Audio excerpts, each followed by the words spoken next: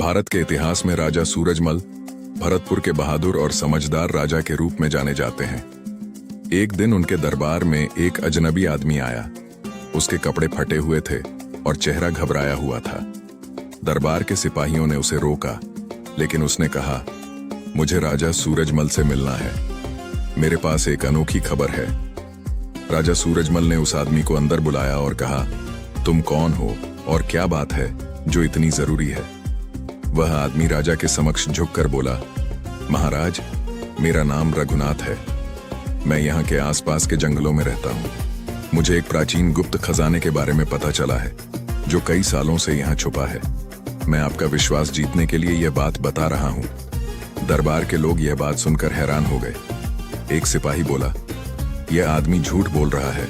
ऐसे कैसे किसी को खजाने का पता चल सकता है? लेकिन राजा सूरजमल ने शांत स्वर में कहा, सबको सुनने का मौका मिलना चाहिए। रघुनाथ, तुम्हें कैसे पता चला कि यह खजाना यहाँ है?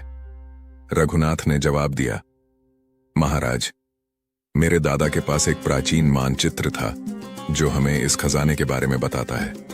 लेकिन दादाजी के गुजरने के बाद मैं उस नक्शे को समझ नहीं सका। पिछले महीने मुझे एक संत मिले जिन्होंने कहा कि यह खजाना यहीं भरतपुर के जंगल में छुपा है। राजा सूरजमल को यह बात दिलचस्प लगी।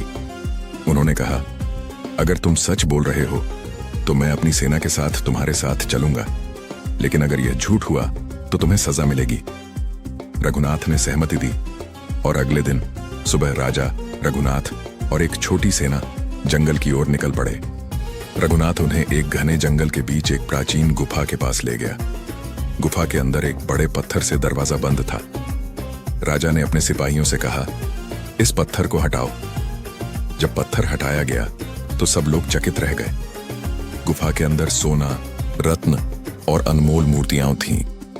यह खजाना प्राचीन काल के किसी राजा का था जो युद्ध के समय यहां छुपा दिया गया था। राजा सूरजमल ने खजाने का एक हिस्सा रघुनाथ को दिया और कहा, तुम्हारी ईमानदारी और हिम्मत के लिए यह तुम्हारा इनाम है। बाकी खजाना राज्य के विकास और प्रजा के सुख के लिए उपयोग होगा।